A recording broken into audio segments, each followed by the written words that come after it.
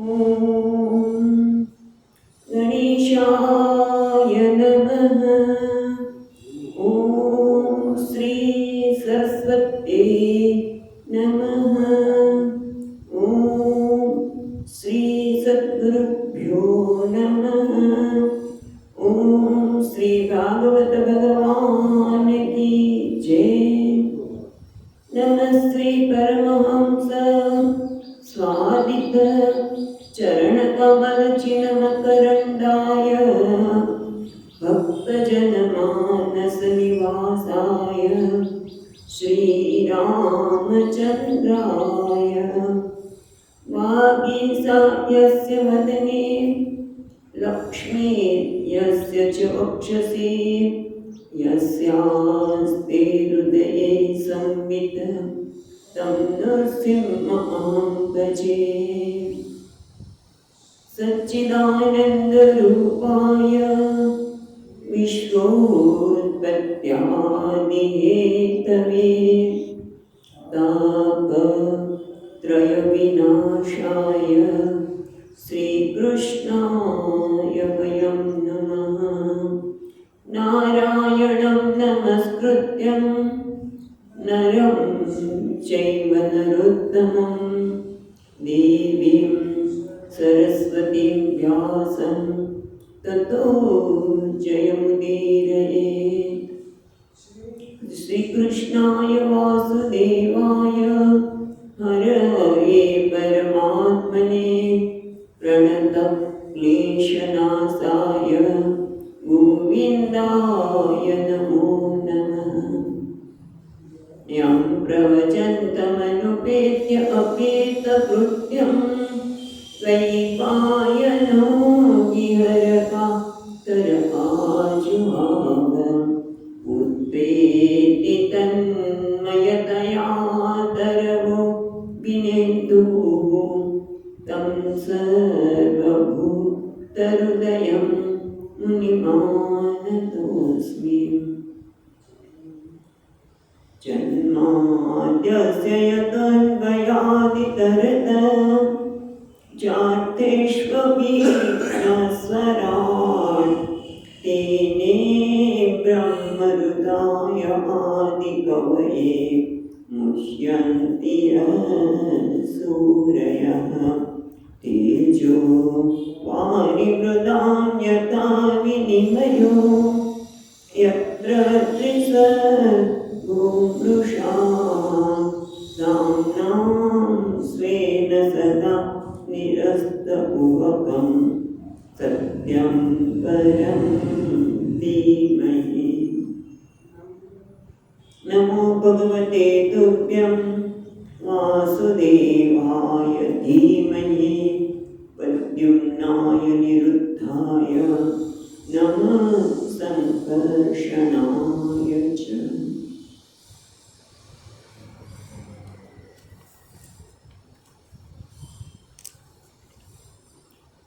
ત્યારે ત્રીજા સ્કંદના છઠ્ઠા અધ્યાયમાં આપણે જોઈ રહ્યા છીએ એ પ્રમાણે ભગવાને દેવોએ વિનંતી કરી પાંચમા અધ્યાયમાં કે અમે બધા અલગ અલગ છીએ, અમે તમારી સેવા કરી શકતા નથી, બલિ લાવી શકતા નથી, માટે અમારા માટે કંઈક કરો. એટલે ભગવાને આપણે જોયું તે પ્રમાણે પાર્થસના દ્વારા પાર્થસના તદા દેવી એટલે ભગવાન ગુરુક્રમે કાળને જાગૃત કરનારી માયા શક્તિને ધારણ કરીને આજે તત્વો 23 તત્વો હતા એમાં એમણે પ્રવેશ કર્યો.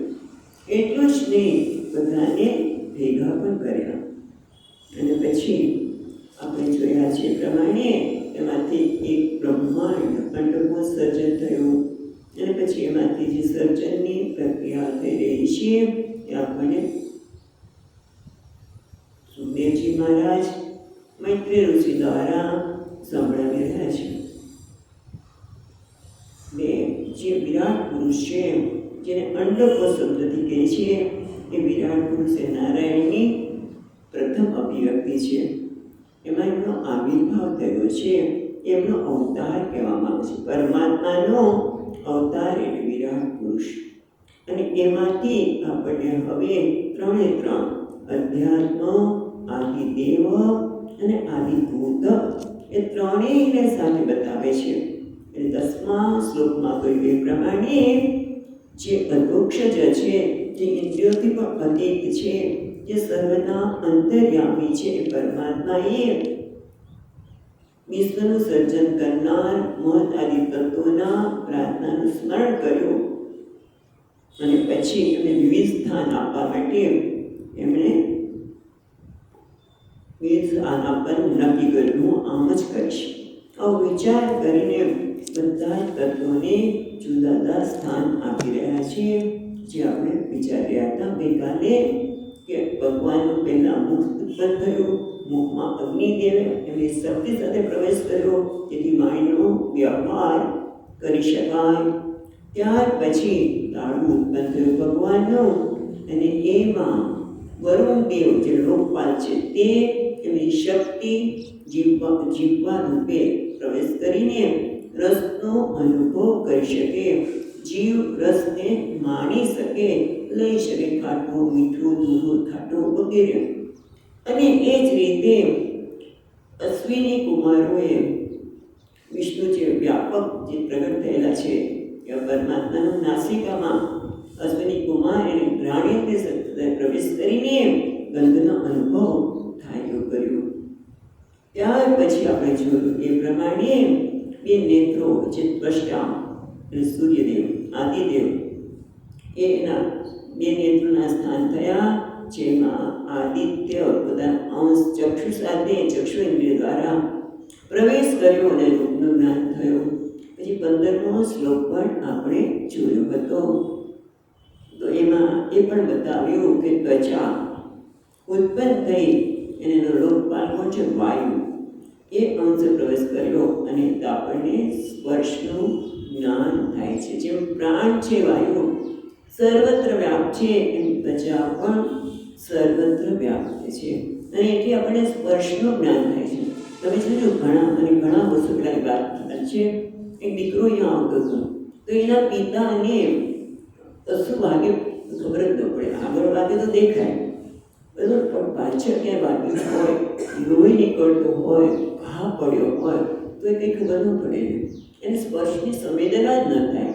એ સ્પર્શની સંવેદના કેટલી મોટી વસ્તુ છે એ આપણને જ્યારે કોઈને આમ જોઈએ ત્યારે ઓહો કશું જ ખબર ન પડે. પછી એને કહેવું પડે કે તમારી પાછળ લોહી નીકળે છે, આ થયું છે વગેરે, કશું જ ખબર ન પડે. એટલે આ કોને કૃપાથી થાય છે? તો કે ત્વચા ઇન્દ્રિયની જે શક્તિ છે, લોકપાલ જે વાયુ છે એના લીધે થાય છે સ્પર્શનો અનુભવ. હવે આપણે 16 શ્લોક સુધી જોયું તો ગઈકાલે. આજે આગળ જઈએ.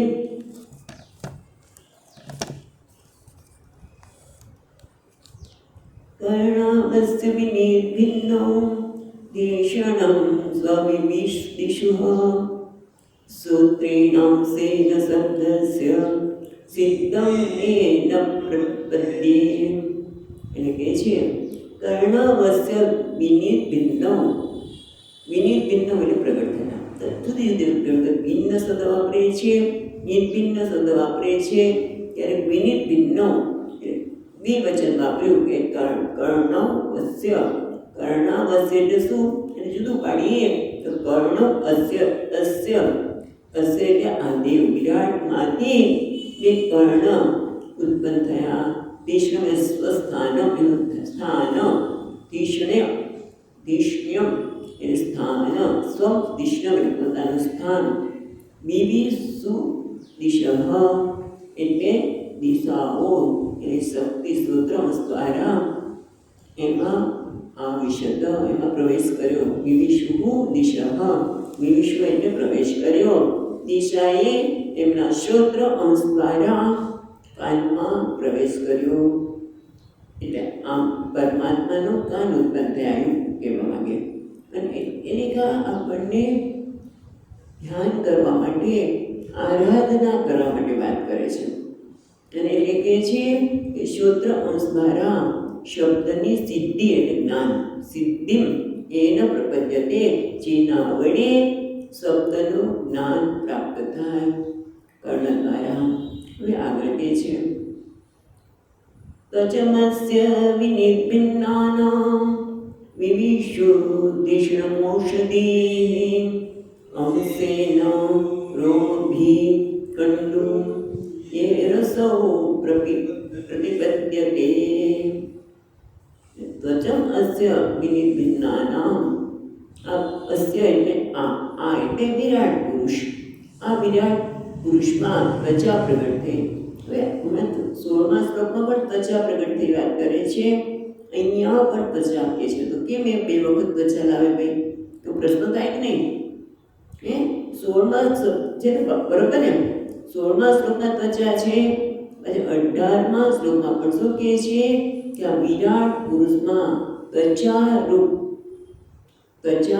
શું છે ઔષધિ પોતાના અંશ ઔષધિ આમ તો ઔષધય શબ્દ હોવો જોઈએ ઔષધિ અંશેન રોમભિ અને રોમભિ એટલે રોમ બધા તો રૂમાટા રોમ ઓકે રૂમાટા રૂમાટા રૂપી શબ્દ સ્વાદે પ્રવેશ કરે એટલે વિરાટ પુરુષમાં ત્વચાના સ્થાનમાં ઔષધિ પોતાની શક્તિરૂપ રૂવાટા સાથે પ્રવેશ કર્યો શેના લીધે એનાથી શેનું જ્ઞાન થાય તો કે છે કંડુ યૈહિ અસૌ પ્રતિપદ્યતે કંડુ એટલે શું છે ખંજવાળ ચળ આવે ને એ ચળનું જ્ઞાન આના લીધે થાય છે તો એટલે કે આગળ પણ બીજા સ્કંદના છઠ્ઠામાં સ્પર્શની વાત કરી બીજા સ્કંદના છઠ્ઠા અધ્યાયના ચોથા શ્લોકમાં તમે જોજો ત્યાં સ્પર્શની વાત કરી છે અને એ જ બીજા સ્કંદના 10મા અધ્યાયના 23મા શ્લોકમાં ઔષધિએ પ્રવેશ કર્યો અહીંયા બે જુદા પડે વાયુ કેવા છે અંદર અને બહાર જે બહારનો વાયુ છે એ આપણે કહીએ અંદર છે એનાથી સ્પર્શનું ભાન થાય છે બહાર જે છે એના લીધે ચળ આવતી હોય ખંજવાળ આવતી હોય એનું જ્ઞાન થાય છે એના કોણ છે ઔષધિ એટલે ઔષધિ આપણી છે બધા અનાજને પણ ઔષધિ એવું કહી શકાય હવે આગળ 19મા શ્લોકમાં કહે છે મિત્રમ તસ્ય વિનિર્ભિન્નમ સ્વદેશણ્યમ ક ઉપાવિશત રેતસાં અંશેન યેનાસૌ આનંદમ પ્રતિપદ્યતે એટલે તસ્ય એટલે તેમના એટલે તે તસ્ય એટલે તે વિરાટમાંથી મિત્રમ વિનિર્ભિન્નમ એમાંથી લિંગ રૂપે લિંગ ઉત્પન્ન થયું સ્વદેશણમ એનું સ્થાન ક ઉપાવિશત એ સ્થાનમાં ક એટલે પ્રજાપતિ કહ શબ્દ છે કહ એટલે પ્રજાપતિ એ પ્રવેશ કર્યો કયા શક્તિ દ્વારા રેતસ અંશેન એમણે એમાં પ્રવેશ કર્યો જેનું કાર્ય શું છે એનાથી શું મળે આપણને તો એના અસો એના વસાવો છે ને એના વસાવો છે ત્યાં જરૂર પાડેલું બોલતી વખતે જ એના અસો આનંદ પ્રતિપદ્યતે જેના વડે જીવ આનંદનો અનુભવ કરે છે આગળ 20મા શ્લોકમાં વાત કરતા કહે છે ઉદમ પુંસૌ વિનિર્ભિન્નમ મિત્રો લોકેશ આવિશત વાયુના અંશેન યેનાસૌ વિસર્ગમ પ્રતિપદ્યતે ઉદમ પુંસો પુંસઃ એટલે પુરુષમાંથી ઉદમ વિનિર્ભિન્નમ એટલે ગુદા પ્રગટ થયા એ ગુદાના સ્થાનમાં કોણ પ્રવેશ કર્યો મિત્રો લોકેશ આવિશત એટલે લોકપાલ તરીકે મિત્ર એટલે મિત્રદેવ એમને પ્રવેશ કર્યો પણ કઈ શક્તિ દ્વારા દરેક વખતે દેવતા એની શક્તિ અને સ્થાનની વાત કરે છે તો કયા દેવતા છે તો લોકેશ મિત્ર મિત્રો લોકેશ લોકોના એ મિત્ર મિત્રદેવે પ્રવેશ કર્યો પણ કઈ શક્તિ દ્વારા વાયુ નામ સેન એ વાયુ નામની ઇન્દ્રરૂપી શક્તિ દ્વારા એમને પ્રવેશ કર્યો મિત્રદેવે એનાથી શું પ્રાપ્ત થાય છે એના અસો વિસર્ગમ પ્રતિપદ્યતે કારણ કે જીવનમાં વિસર્ગની પણ જરૂર છે ત્યાગની પણ જરૂર છે કયો ત્યાગ મળ ત્યાગ એટલે જીવ મધ્યાગ એના લીધે કરી શકે છે. હવે આમ લખે છે હસ્તાવ્યદસ્ય વિનિર્ગન્નૌ ઇન્દ્ર સ્વપતિર્વિદ્રાવિશત વાર્તાયામ સેન પુરુષઃ યા વૃત્તિમ પ્રતિપદ્યતે. એટલે કે છે હસ્તાવસ્ય વિનિર્ભિન્નૌ ઇન્દ્ર સ્વર્ગપતિરાવિશત વાર્તામ સેન પુરુષઃ યા વૃત્તિમ પ્રતિપદ્યતે. એટલે કે છે હસ્તાવસ્ય એટલે શું? ત્યાં પણ સંધિ છૂટી પાડીશું. હસ્તૌ અસ્ય વિનિર્ભિન્નૌ એટલે એમાંથી અસ્ય એટલે આ એટલે વિરાટ પુરુષમાંથી હાથ પ્રગટ થયા. એના કોણ છે દેવતા? ઇન્દ્ર સ્વર્ગપતિ. સ્વર્ગપતિ એટલે સ્વર્ગના રાજા. સ્વર્ગપતિ ઇન્દ્રએ આવિશત. ઇન્દ્રએ એમાં પ્રવેશ કર્યો. કઈ શક્તિ દ્વારા? વાર્તાયામ સેનમ. વાર્તાયામ સેનમ. વાર્તયા એટલે ક્રિયા વિક્રિયા વગેરે શક્તિ દ્વારા. ક્રિયા વિક્રિયા શક્તિ દ્વારા એમણે પ્રવેશ કર્યો. પુરુષ એટલે જીવ. જો પહેલા પુંસ પરમાત્માની વાત કરીએ, અહીંયા પુરુષ એટલે જીવ. એટલે દરેક વખતે અર્થ જુદો થાય છે. તો કે છે વાર્તા અંશેન પુરુષ એયા વૃત્તિમ પ્રતિપદ્યતે. વાર્તા અંશ એટલે ક્રિયા એટલે કે લેવું છોડવું, પકડવું છોડવું. ક્રિયા ક્રય વિક્રિયા, ક્રય અને વિક્રિયા રૂપે. ક્રય વિક્રિયા એટલે ખરીદી, ક્રય વિક્રિયા ખરીદી કરવી અને ખરીદી અને વેચાણ યોગ્ય છે. ખરીદી કરવી અને વેચાણ કરવું. કદાચ હાથ દ્વારા ખરીદી અને વેચાણ, ક્રય વિક્રિયા ખરીદી અને વેચાણ કરવા. જેથી શું થાય કે જેથી યથા વૃત્તિમ પ્રપદ્યતે પુરુષ યયા વૃત્તિમ પ્રપદ્યતે.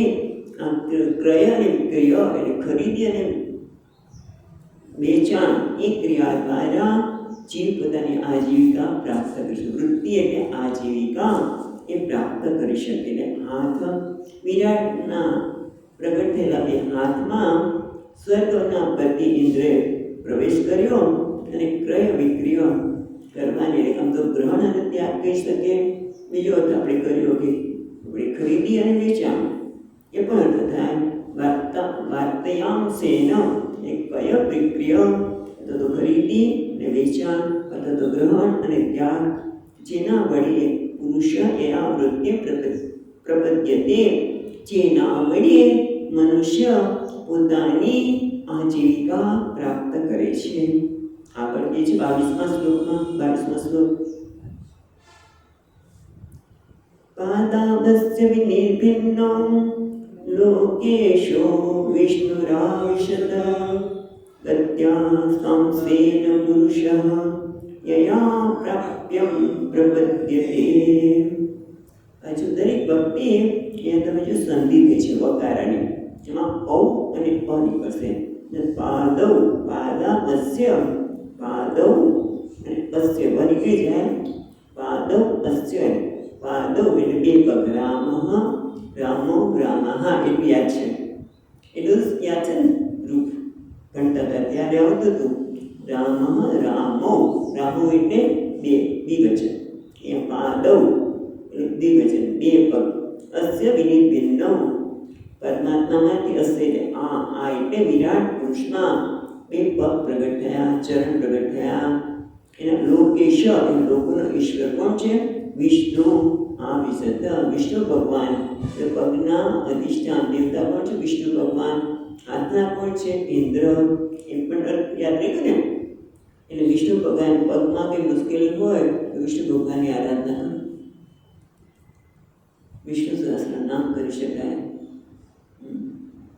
વિષ્ણુ રાવિશત અને શું છે?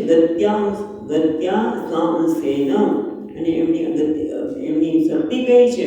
તો ગમન કરવાની શક્તિ સાથે વિષ્ણુ ભગવાને આ બે પગમાં પ્રવેશ કર્યો. બે પગમાં ગમન કરવાની શક્તિ આવી અને એના કારણે શું થાય છે? પુરુષો એયા પ્રાપ્યમ પ્રતિપદ્યતે, અને એના કારણે પ્રાપ્યમ પ્રતિપદ્યતે એટલે ગમન કરવાનું, ગંતવ્ય સ્થાને જઈ શકે છે, દેશાંતરે જઈ શકે છે.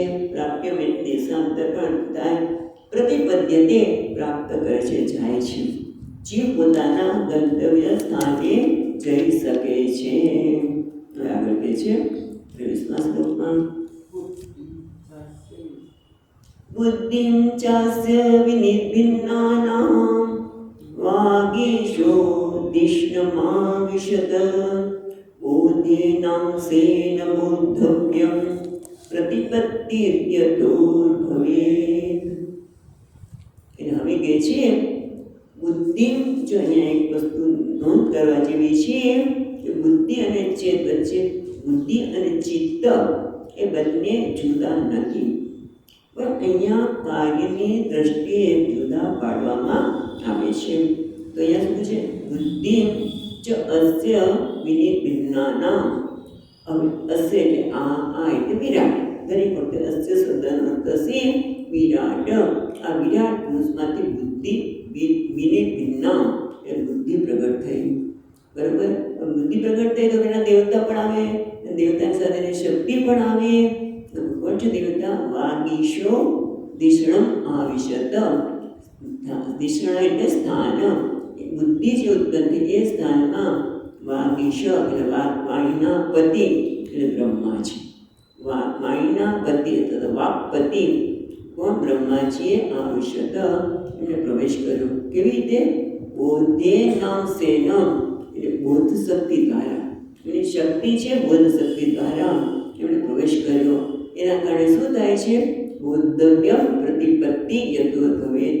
એના કારણે બોદ્ધવ્યમ એટલે નિર્ણય કરવાની શક્તિ, બોદ્ધવ્યમ એટલે નિશ્ચયાત્મક જ્ઞાન, પ્રતિપત્તિ નિશ્ચયાત્મક જ્ઞાન. પ્રતિપત્તિનો અર્થ અહીંયા થાય છે નિશ્ચયાત્મક જ્ઞાન. બુદ્ધિ શું કરે છે? નિશ્ચયાત્મિકા બુદ્ધિ. બુદ્ધિ એટલે શું? તો જે જીવનમાં નિર્ણય કરે. મન શું કરે છે? સંકલ્પ કરે, વિકલ્પ કરે. હમણાં જ આવશે પછીના શ્લોકમાં મન સંકલ્પ વિકલ્પ કરે, આ કરું કે ન. અત્યારે સત્સંગમાં જો મહેમાન આવ્યા છે, કેવી રીતે કરશું? નથી જોવું. ના સત્સંગ ચાલો મહેમાનને મારી સાથે લઈ જાઉં, પણ હું જ સત્સંગમાં જઈશ. શું કર્યું? બુદ્ધિએ નિર્ણય કર્યો. બુદ્ધિએ નિશ્ચયાત્મિક સંકલ્પ વિકલ્પ કર્યો, જવું કે ન જવું. મહેમાન આવ્યા છે તો કેટલા વખતે આવ્યા છે, પછી ના જો એમણે પણ લઈને જઈએ. બુદ્ધિએ નિર્ણય કર્યો. નિશ્ચયાત્મિક બોદ્ધવ્યમ પ્રતિપત્તિ યતો. જેના વડે બોદ્ધવ્યમ અમારે કરવું જ છે નિર્ણય, એ પ્રતિપત્તિનું જ્ઞાન ઉત્પન્ન થાય છે. નિશ્ચય જ્ઞાન ઉત્પન્ન થાય છે. નિશ્ચયાત્મક જ્ઞાન ઉત્પન્ન થાય છે. આગળ કહે છે હૃદયં ચાસ્ય નિર્ભિન્નમ ચંદ્રમા દિષ્ણમાવિશત મનસાં સેન એનાસો વિક્રિયાં પ્રતિપદ્યતે. પ્રતિપદ્યતે પ્રાપ્નોતિ. દરેક વખતે થોડા આગળ પાછળ થાય. હૃદયં ચ અસ્ય નિર્ભિન્નમ. આ વિરાટમાંથી પ્રગટ થયેલા હૃદય સ્થાનમાં ચંદ્રમા પ્રવેશ કર્યો. દિષ્ણ સ્થાનમાં, હૃદય સ્થાનમાં ચંદ્રમાએ પ્રવેશ કર્યો. કઈ રીતે? પોતાની શક્તિ રૂપ મન સાથે એમાં પ્રવેશ કર્યો. અને એના અસૌ વિક્રિયામ પ્રતિપદ્યતે. વિક્રિયામ એટલે સંકલ્પ વિકલ્પાત્મક વિકાર. પહેલાં તો હૃદય. હૃદય એટલે શું? હૃદય એટલે કમલાકાર. આપણું હૃદય છે ને, લાગણી દુઃખ થયું, ક્યાં થયું? અહીંયા મને દુઃખ થયું, અહીંયા હૃદય પાસે આપણો હાથ જતો હોય છે. મનમાં સંકલ્પ વિકલ્પ સાથે સુખ દુઃખની લાગણી પણ મનમાં થતી હોય છે. એ બધું આવી જાય. સંકલ્પ વિકલ્પ તો ખરા જ ખરા, પણ લાગણીઓનો અનુભવ, ક્ષમા, ધૃતિ બધું એમાં આવે છે.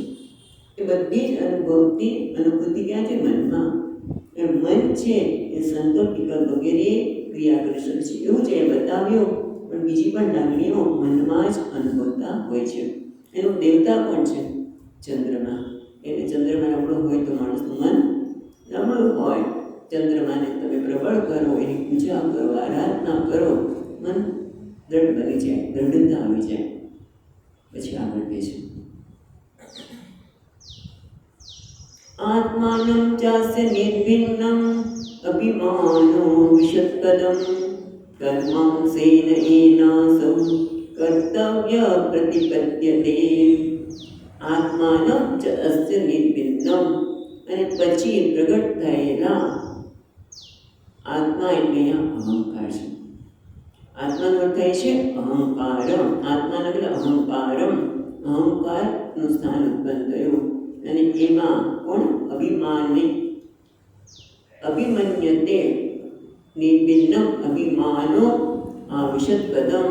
અહંકારના સ્થાનમાં પ્રવેશ પણ કરે કે હું કરીશ એવી વૃત્તિ દ્વારા કર્માંશે કર્મ નામની પોતાની શક્તિ દ્વારા કોણે પ્રવેશ કર્યો? કર્તવ્ય.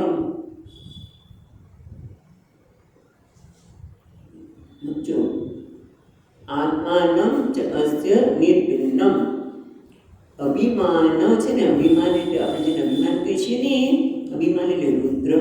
અભિમાન આવશ્યક પદમ, એ સ્થાનમાં, પદમ એટલે સ્થાન, તિષ્ણમ એટલે પણ સ્થાન થયું, પદમ એટલે પણ સ્થાન. એ પદમ એ સ્થાનમાં રુદ્રદેવે પ્રવેશ કર્યો.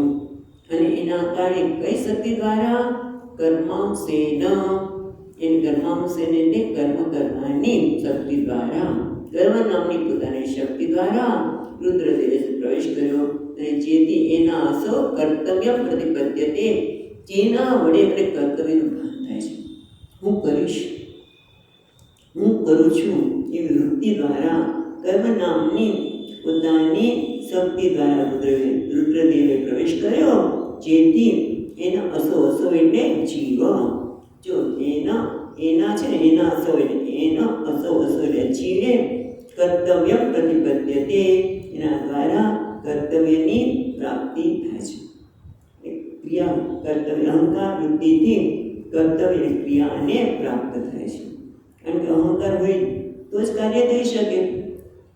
નહીંતર અહંકાર વૃત્તિ ઉત્પન્ન ન થાય તો ગમે તેટલું કાર્ય પડ્યું હોય પણ એમને પડ્યું છે, કંઈક થાય જ નહીં. સમજો કેટલા બધા કામ પડ્યા છે પણ પેલા વ્યક્તિને કંઈ વિચાર આવતો જ નથી, કંઈ કરતી જ નથી. કેમ? એ અહમ વૃત્તિ રુદ્રદેવ કામ કરતા નથી. એટલે અમારે કરવું જોઈએ, અમારું કર્તવ્ય છે એવું હોતું જ નથી. આજકાલના ઘણા બધા યુવાન, બધા યુવાની વાત નહીં કરીએ પણ આવું થતું હોય છે. આગળ સત્વમ ચાસ્ય વિનિર્ભિન્નમ મહાન કૃષ્ણ પાવિશત ચિત્તેનાં સેન એનાસૌ વિજ્ઞાનમ પ્રતિપદ્યતે. ત્યારબાદ સત્વ ચ અસ્ય વિનિર્ભિન્નમ, ત્યારબાદ સત્વમ ચ અસ્ય વિનિર્ભિન્નમ, એ સત્વરૂપ સ્થાન, સત્વરૂપ દિશના સ્થાન, સત્વરૂપ સ્થાન પ્રગટ થયું. એમાં મહાન ઉપાવિશ્યત, મહાન એટલે પણ મહત્તત્વ એટલે બ્રહ્માજી. એટલા જ માટે આપણે 23મા શ્લોકમાં વાત કરતી બુદ્ધિ અને ચિત્ત એ કાર્યના રીતે જુદા પડે છે. અને એટલા માટે બંનેના અધિષ્ઠાન દેવતા કોણ છે? બ્રહ્માજી. મહત્તત્વ પણ બ્રહ્માજી, બ્રહ્મા. અને આગળ પણ બુદ્ધિમાં વાક્પતિ શબ્દ વાપર્યો, ત્યાં પણ વાક્પતિ એટલે બ્રહ્માજી. એમણે પ્રવેશ કર્યો. ચિત્ત એટલે કઈ શક્તિ છે? ચિત્તેના એટલે ચૈતન્ય શક્તિ દ્વારા એમણે એમાં પ્રવેશ કર્યો. એના કારણે એના અસૌ એટલે આજીવ વિજ્ઞાનમ પ્રતિપદ્યતે, જેના વડે જીવ છે એ શું કરે છે? ચૈતન્યની પ્રાપ્તિ કરે છે, એ વિજ્ઞાન જ્ઞાનની પ્રાપ્તિ કરે છે. બુદ્ધિ દ્વારા નિર્ણય પ્રાપ્ત કરે છે, પણ એ પહેલાં જ્ઞાન થાય ત્યારે નિર્ણય થાય ને. આ વસ્તુ શું છે એનું જ્ઞાન થયું, પછી એનો નિર્ણય થાય. એટલે નિર્ણય થાય પણ પહેલાં જ્ઞાન કોણ કરે? નિર્ણય બુદ્ધિ કરે છે. અને ચિત્ત છે એનાથી જ્ઞાનની પ્રાપ્તિ. વિજ્ઞાનમ અથવા તો અહીંયા ચિત્તેન અંશેન ચિત્ત અંશ એટલે ચૈતન્ય અંશ, એટલે કે ચૈતન્ય એટલે કે વિજ્ઞાન, એના દ્વારા વિજ્ઞાનની પ્રાપ્તિ થાય છે. અત્યાર સુધી આપણે જોયું એ જુદા જુદા અવયવો, અવયવના દેવતાઓ અને એના કાર્યો. હવે આગળ 3 લોકની વાત કરે છે. એટલે કે છે 3 લોકની ઉત્પત્તિ. 27મો શ્લોક. શ્રેષ્ઠસ્ય દ્યોતરા પદ્ભ્યાં ખમ્ના વિરુત્પદ્યત ગુણાનાં મૃતયો યેષુ પ્રતીયન્તે સુરાદયઃ. શિષ્ણ અસ્ય અસ્ય આ વિરાટ, આ વિરાટ શિષ્ણ મસ્તક દ્યૌ ધરાઃ પદ્ભ્યાં. શિષ્ણો અસ્ય દ્યૌ, મસ્તકમાંથી દ્યૌ એટલે સ્વર્ગલોક, ભગવાનનો મસ્તક એટલે સ્વર્ગલોક. પછી દ્યૌ ધરા, દ્યૌ એટલે દ્યૌહુ એટલે સ્વર્ગલોક, ધરા એટલે પૃથ્વી. એના માટે શું છે? પદ્ભ્યામ, પગમાંથી પૃથ્વી દેવી. અને ખમ નાભેહે ઉત્પદ્યતે એટલે ચરણમાંથી પૃથ્વી ઉત્પન્ન થઈ, નાભીમાંથી શું છે? ખમ એ અંતરિક્ષ, આકાશ. આકાશ હતા તો અંતરિક્ષ. પછી શું કહે છે? ગુણાના વૃત્તયો યેષુ પ્રતિપદ્યન્તે સુરાદયઃ. ગુણાનામ એટલે સત્વ રજસ ગુણા, બરાબર? વૃત્તયો યેષુ, યેષુ એટલે આ બહુવચન છે. દ્યુ ધરા અને ખમ એ લોકના ગુણા એટલે સત્વરજસ ગુણા દ્વારા ગુણાનાં વૃત્તય એના પરિણામ, જે તે લોકમાં જે તે ગુણોનું પ્રાધાન્ય. અર્થ આટલો થાય. ગુણાનાં વૃત્તય એટલે ગુણોના પ્રાધાન્ય, વૃત્તિ એટલે પરિણામ. એ શું એટલે કે આ 3 લોક. પ્રતિબદ્ધન્તે સુરાદયા, જે ગુણના પરિણામ રૂપે દેવો વગેરે એને પ્રાપ્ત કરે છે. એટલે શું થયું? ભગવાનનું મસ્તક એટલે કે સ્વર્ગલોક, પગ ધરા પૃથ્વી, અને અંતરિક્ષ ખમ એટલે આકાશ, અંતરિક્ષ, બરાબર? અને નાભીમાંથી એટલે છે નાભ્યામ, નાભેહે ઉત્પદ્યતે ખમ, ખમ એટલે અંતરિક્ષ, નાભેહે નાભીમાંથી ઉત્પન્ન થયું. અને એ લોકમાં જે લોકો રહે છે એ કેવી રીતે રહે છે? ગુણાના વૃત્તય, જે ગુણોનું પરિવર્તન છે જે તે લોકમાં, એ પ્રમાણે સુરાદય એટલે દેવો, મનુષ્ય વગેરે રહે છે. એટલે ભગવાને બધાને સ્થાન પણ આપી દીધા. લોકની ઉત્પત્તિ કરી, સ્થાનની પણ ઉત્પત્તિ કરી, પણ છતાં માણસ કે મનુષ્યને પોતાની વસ્તુથી સંતોષ થતો નથી.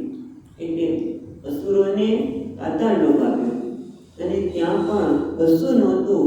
મારી ઉપાસના કરી માએ બધું આપ્યું. જેટલું પૃથ્વી લોક કરો તે બધું વનસ્પતિ કે જેથી પોતાની આજીવિકા ચલાવી શકે, તો પણ ના, મારે તો પૃથ્વી જ જોઈએ અને આનો છે. એ વસ્તુ આપણને પછી જ બતાવવાના છે, આપણે જોઈએ છીએ. 28મા શ્લોકમાં આત્યંતિકેન સત્વેન દેવં દેવા પ્રપેદિરે ધરાં રજ સ્વભાવેન પણયો એ ચ તાનનુ. 28મા શ્લોકમાં કહે છે કે આત્યંતિકેન સત્વેન, અત્યંત તેજસ્વીતા કહીએ એના કારણે પણય એટલે પણ છે, પણ ધાતુ છે, પણ તે એવો શબ્દ થાય એને યજ્ઞ વગેરે દ્વારા વ્યવહાર કરવો. પણ યજ્ઞ વગેરે દ્વારા મનુષ્ય તો જોઈને આત્યંતિક અત્યંત સત્વના લીધે દિવમ દેવાહ પ્રપેરે, દેવતાઓએ સ્વર્ગને પ્રાપ્ત કર્યું. આત્યંતિક સત્વના લીધે દેવતાઓમાં સાત્વિક ગુણ વધારે છે એટલે એમણે સ્વર્ગને પ્રાપ્ત કર્યું.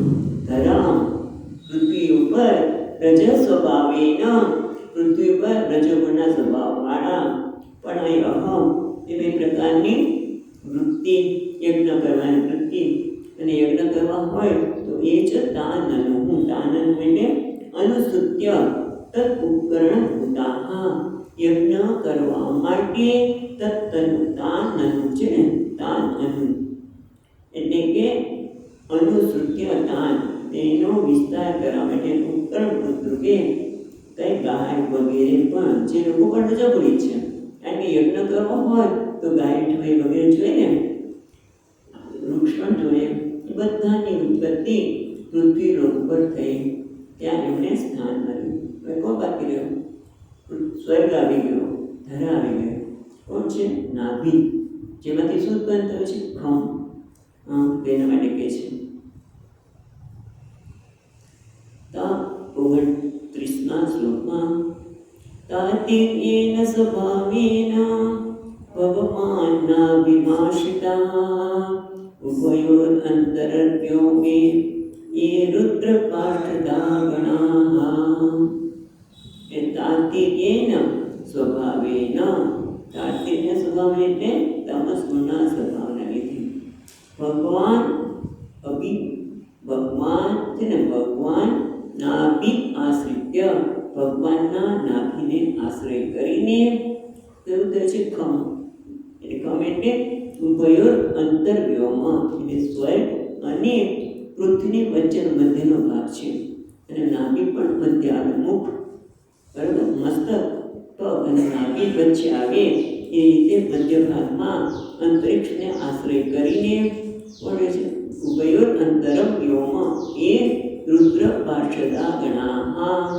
ત્યાં રુદ્રના જે પાર્ષદ ગણો છે એ લોકો ત્યાં રહેવા લાગ્યા. એનું સ્થાન એટલે રુદ્રના પાર્ષદ ગણો એટલે રુદ્રમાં ભૂત પ્રેત બધા જે છે એ ત્યાં અંતરિક્ષમાં રહેવા લાગ્યા.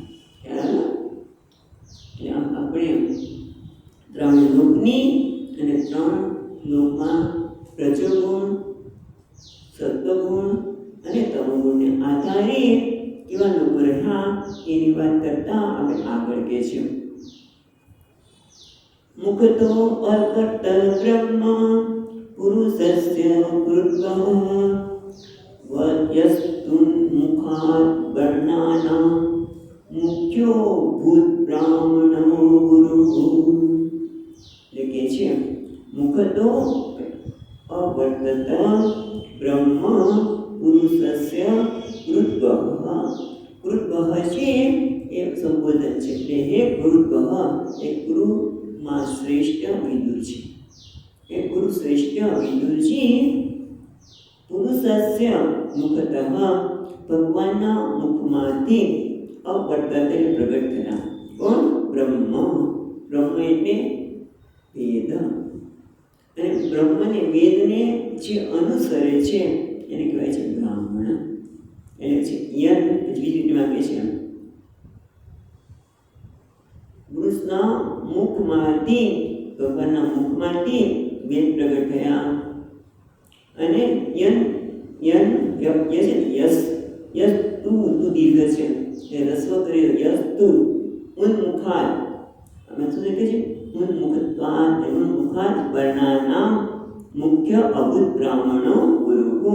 ઉન્મુખાદ એટલે મુખમાંથી ઉદ્ભવ થયેલા સર્વ વર્ણોમાં પણ એ પ્રથમ છે.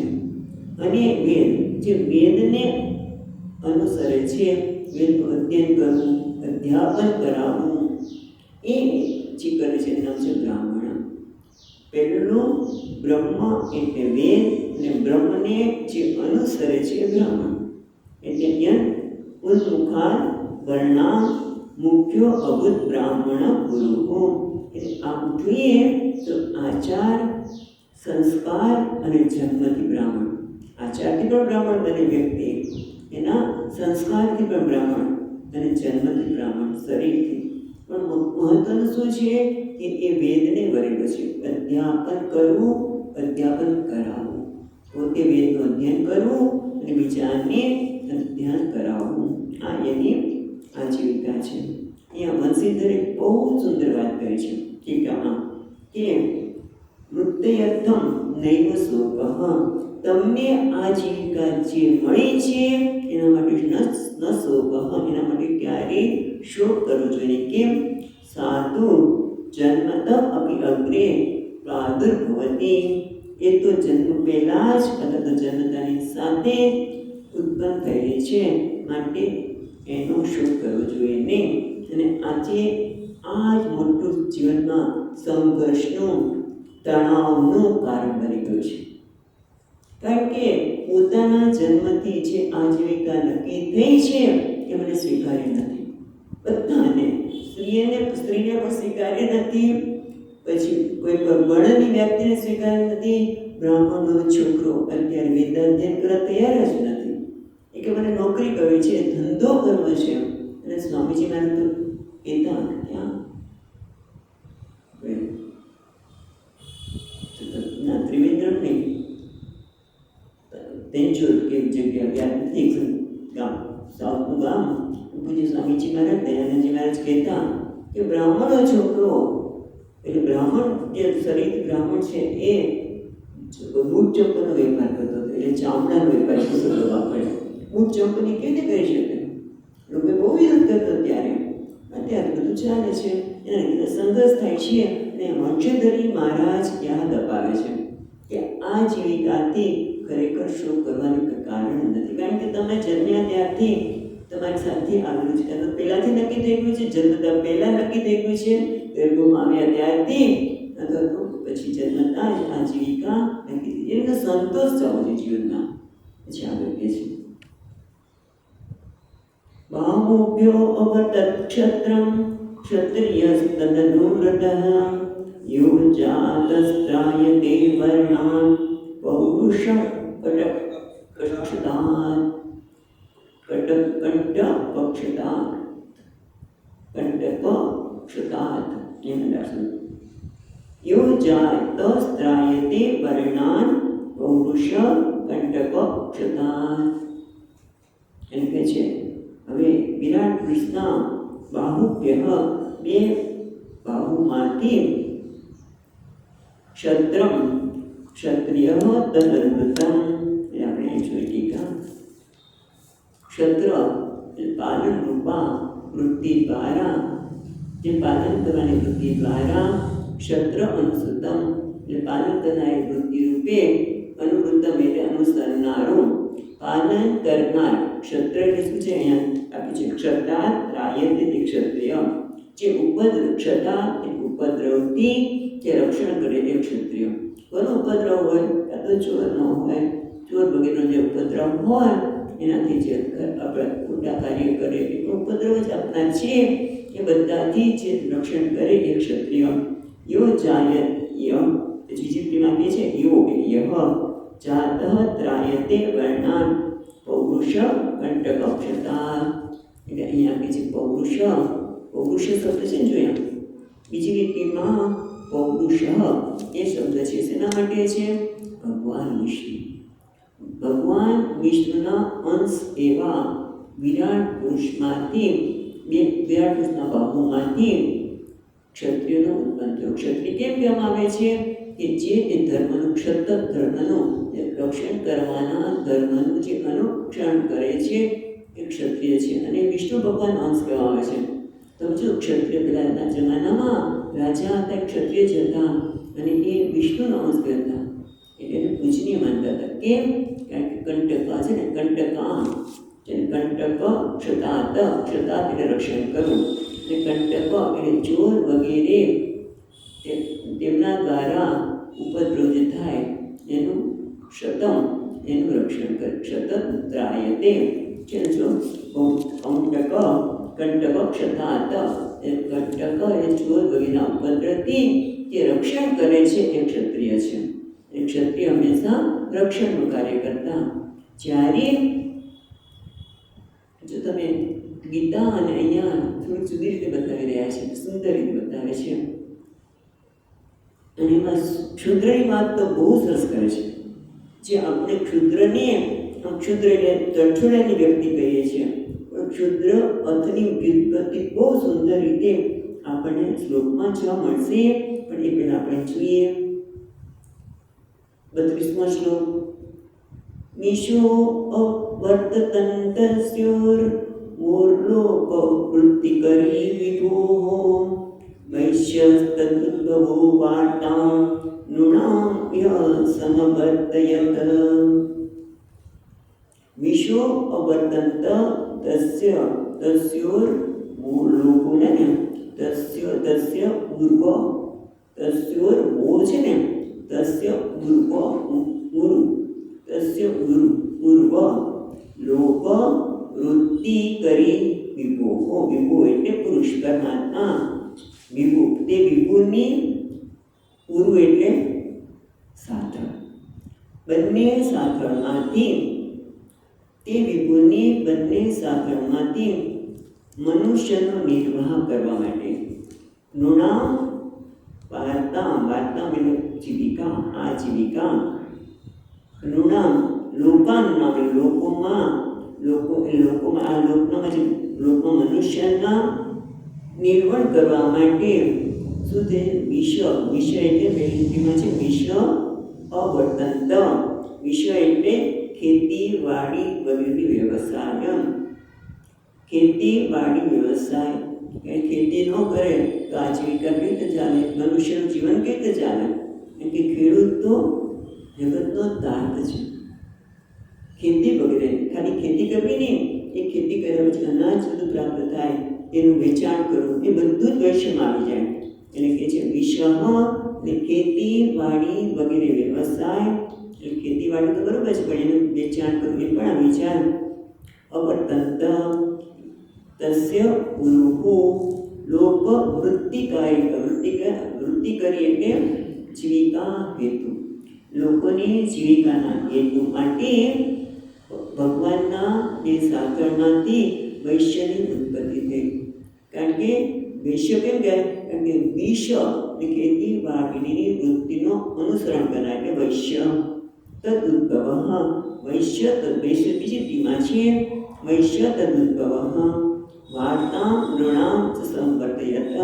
એ જે મનુષ્યની કૃષિ વાણિજ્ય વગેરે દ્વારા લોકોની આજીવિકાનું સંપાદન કરે છે બ્રાહ્મણ શું કરે છે વેદનું અધ્યયન કરીને બીજાને કરાવે ક્ષત્રિય શું કરે છે રક્ષણનું કાર્ય કરે છે ત્રાયતે જ્યારે વૈશ્ય છે એ આજીવિકાનું ઉત્પાદન કરે છે ખેતીવાડી અને બધું વિક્રય દ્વારા હવે આવે છે જો કેટલી સુંદર વ્યાખ્યા સૂત્ર માટે છે પદ્ભ્યામ ભગવતો ચૈતન્ય શુશ્રુષયા ધર્મ સિદ્ધયે તસ્યામ જાત પુરો શુદ્રો યત્રુત્યા તુષ્યતે હરિ આ વાક્ય આપણે અહીંયા જ મળે આ વ્યાખ્યા આપણે અહીંયા જ મળે છે ભાગવતમાં શું કહે છે પદ્ભ્યામ ભગવત ચૈતન્ય શુશ્રુષયા ધર્મ સિદ્ધયે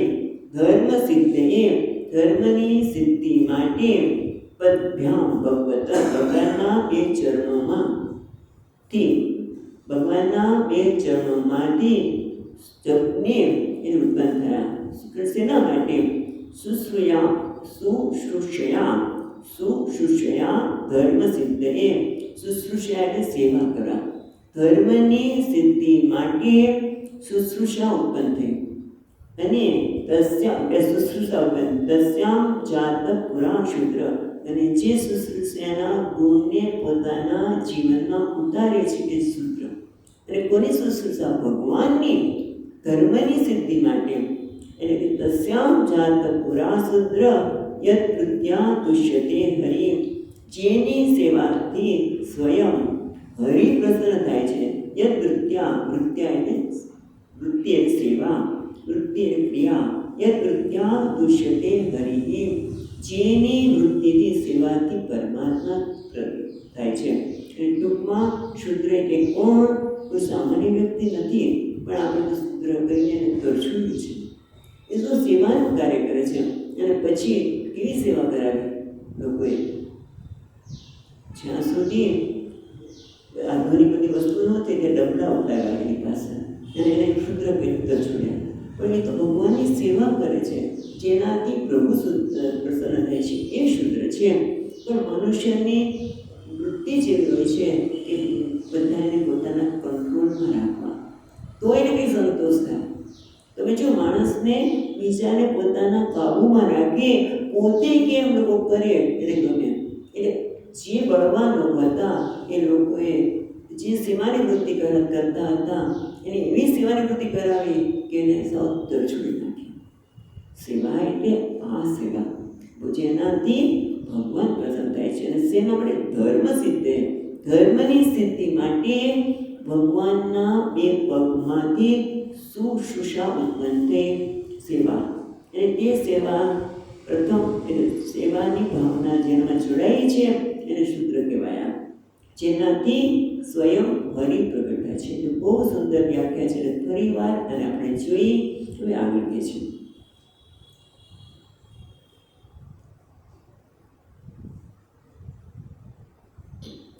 વાત કર્યા પછી બહુ સુંદર 34મો શ્લોક છે એ છે એતે વર્ણા સ્વધર્મેણ યજંતિમ સ્વગુરુમ હરિમ શ્રદ્ધયાત્મ વિશુદ્ધ્યર્થમ યજ્જાતા સહવૃત્તિભિઃ. આ રીતે 4 વર્ણોની અને 4 આશ્રમની પરમાત્માના શ્રી વિગ્રહમાંથી ઉત્પત્તિ થઈ છે, બધા પ્રગટ થયેલા છે. અને એટલા માટે કહે છે એતે વર્ણા સ્વધર્મેણ યજંતિ સ્વગુરુમ હરિમ. આ ચરણો 4 વર્ણો જે આજીવિકા નક્કી થઈ.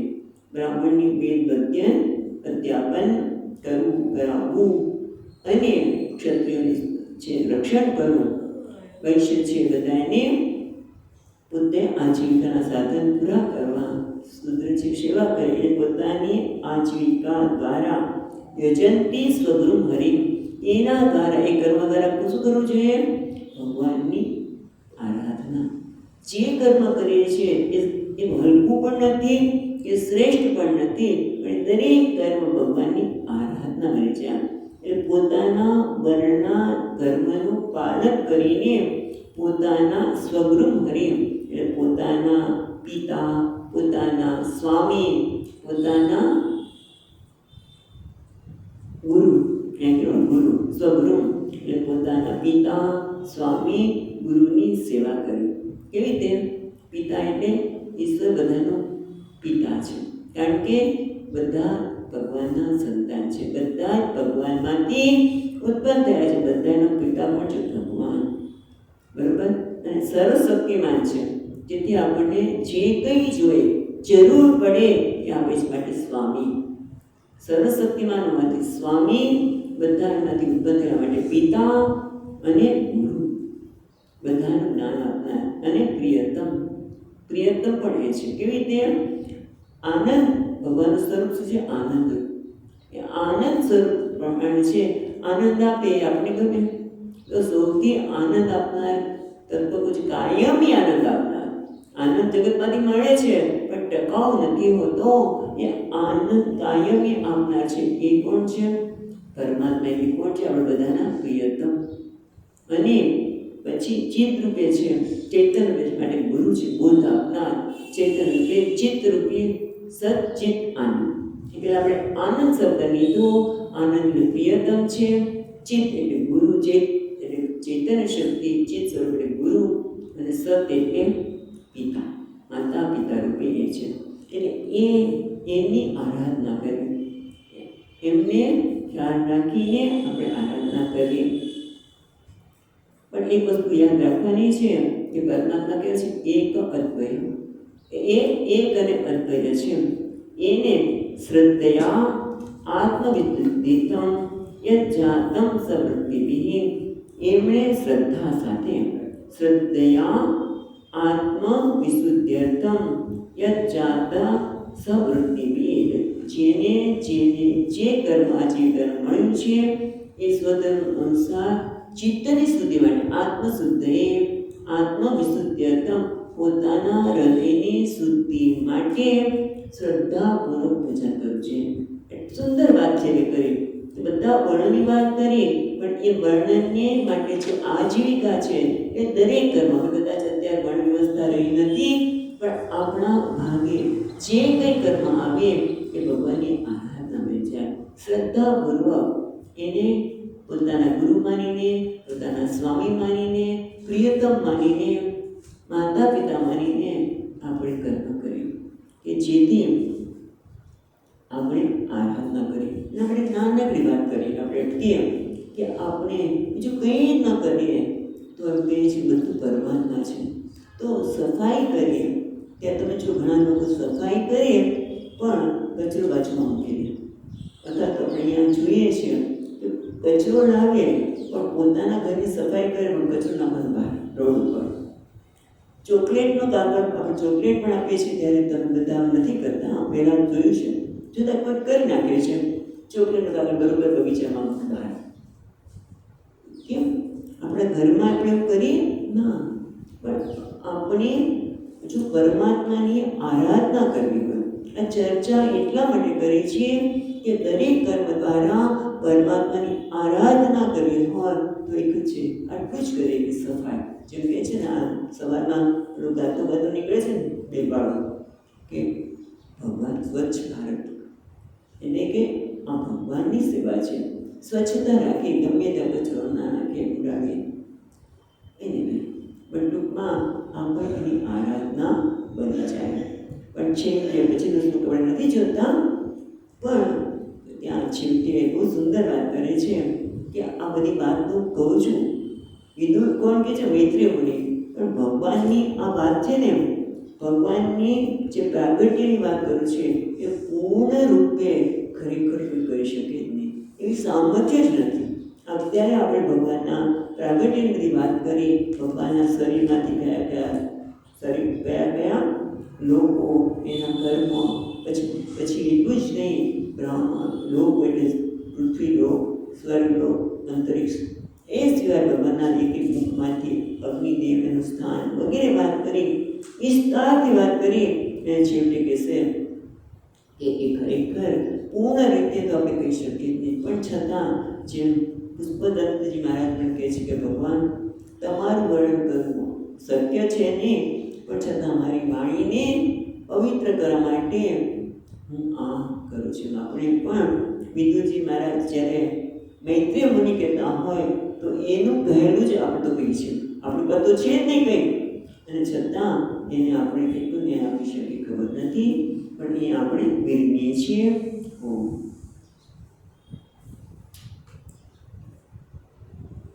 સચ્ચિદાનંદ રૂપાય વિશ્વોત્પત્યાદિ હેતવે તાપત્રય વિનાશાય શ્રી કૃષ્ણાય વયં નમઃ.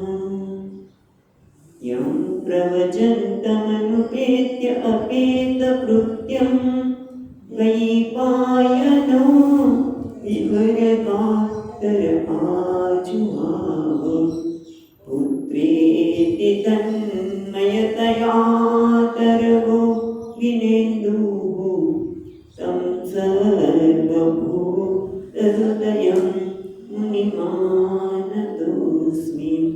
ઓમ શાંતિ શાંતિ શાંતિ. હરિ ઓમ. શ્રી ગુરુભ્યો નમઃ. હરિ